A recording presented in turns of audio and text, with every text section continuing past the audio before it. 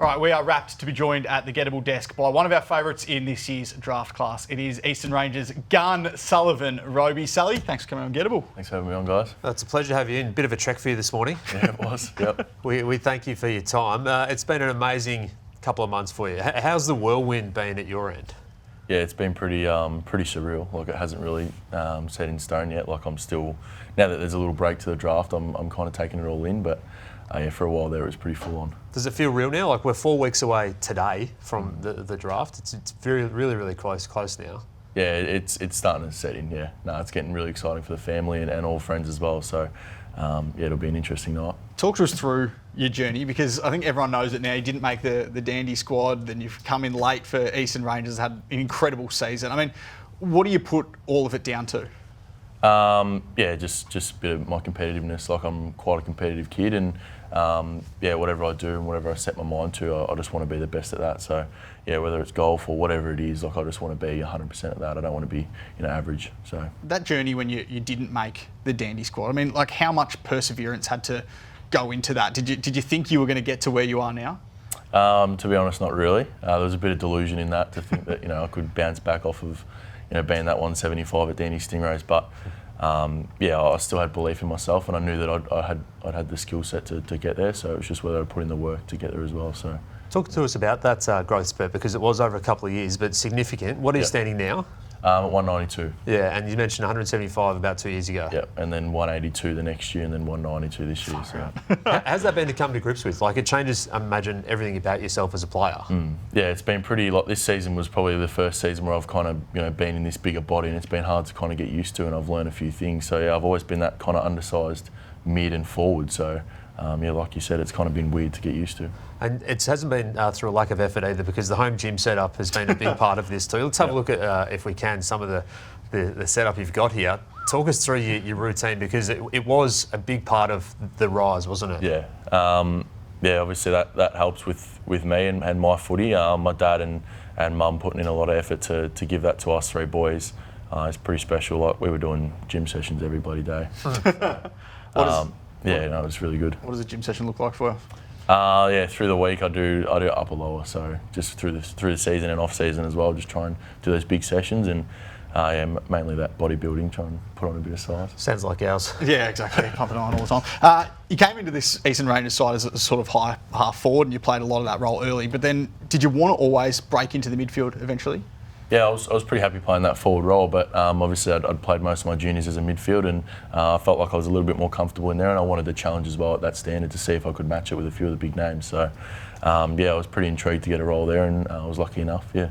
And then you had that massive 40-3 game against the Western Jets. I think that was the first time you sort of came into calculations as one of the big bolters of this year's draft class. How's that sort of tag sat with you right the way through as well? Yeah, no, it was obviously a very special game. It gave me a big kickstart. I remember Twomey, after the game, he said that it'll do wonders for you. So, no, it was obviously a really important game, but it was important as well to know that there were a lot of areas of my game that I can improve on. Obviously, that's my first game as a midfielder at that standard. So it was a big eye-opener to see what I could improve on as a player as well. I reckon your next game was better against the Quarter Cannons. Maybe not on the stat sheet, but did you feel that as well? Yeah, for sure. Everyone that I kind of speak to, I say that the Western game was good and impressive, obviously, but I think the Quarter game was obviously a bit more better.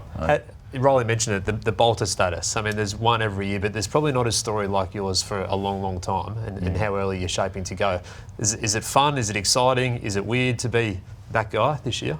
No, it's pretty exciting. Yeah, I enjoy the title. It's pretty cool, and yeah, a lot of boys get their recognition all through the 2 years or so, or however long they're in the program. So for it to all kind of like dump out now, and me get that label is pretty cool. You also kicked 4 goals in the grand final. You played as a deep forward on grand final day at Icon Park. I mean, it was a bit of a change of role, but talk to us through this. And do you feel comfortable in that sort of role?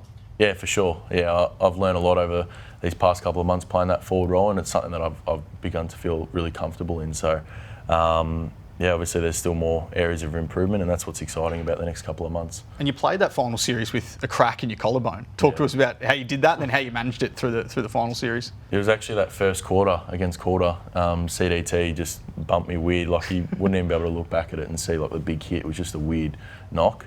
But yeah, that was pretty daunting. It was pretty hard to weigh up, the decision whether I wanted to push through or whether I'd done enough, obviously coming in mid-season. So yeah, I had a lot of talks with my manager and my parents as well about what I wanted to do moving forward. And yeah, it just came down to the decision that, I just had to bite down on the mouth, go through the game and push through. So how many clubs have you spoken to now? Is it all up 18? Yeah, all 18. Yeah, and then you finished off a couple of those at the Combine too. Yeah. How was that experience there? Because they've all gotten to know you in bits and pieces. Then you get the club chats. Here's a couple of shots of you running the 2 kilometre time trial as well. But how's the Combine for you? Yeah, no, the Combine was really exciting. Like, I enjoyed it. Obviously a very new experience for a lot of players there. And yeah, to have that exposure to clubs, obviously to get elevated to the national was pretty exciting. And yeah, like I said, that exposure to clubs and being able to have that 15-minute interview with, coaches or whatever it is pretty exciting. So I enjoyed it. You said Dustin Martin's your favourite player there on the board. Which other players do you like to watch in AFL circles? Dusty, yeah, it was obviously my favourite, but yeah, just the DeGoeys. He's obviously an exciting player, and his midfield and forward craft is exciting. But yeah, if you're talking a player that I kind of model my game on is Hugh McCluggage. Yeah, I just like how he plays through the midfield, especially in the final series. Is he one that you have sort of studied a little bit more? Yeah, for sure. Yeah, and I obviously enjoy watching Brisbane, even though I'm an Essendon fan. But yeah, he's quite an impressive player. Well, he was very nearly an Essendon player. Very nearly was. Yeah. On pick 3 in that draft. Can I ask, the trade period's just been and gone. The picks have shaken out very strange now. I think it's West Coast, Richmond, Essendon, Melbourne. How much did you follow along in the trade period and think, what, that could change where I'm heading, that sort of stuff? Yeah, it's probably followed it more than I ever have, to be honest. Yeah. It's definitely exciting. Even my mum was like watching live streams and videos and stuff. So it was good. The whole family was pretty excited, and it was a lot more intriguing to know that it could shape my future. So yeah. So the Bombers have 5 and 6 at the moment. Yep. How much time have you spent with them, and even the Richmond Footy Club as well? How many interviews have you spoken to the Tigers across this year with picks 3 and 4? Yeah, Tigers only really came on late, to be honest. The interviews and the first time I met him was at the Combine, so it all kind of came in a little bit later with Richmond. But yeah, same amount of attention as any other club, really. I've only ever spoken to more than twice with a club. That's about it. Do you want to go to the Bombers? Yeah, for sure. You're an Essendon fan, of course. Yeah. Who'd you grow up idolising at the Bombers there?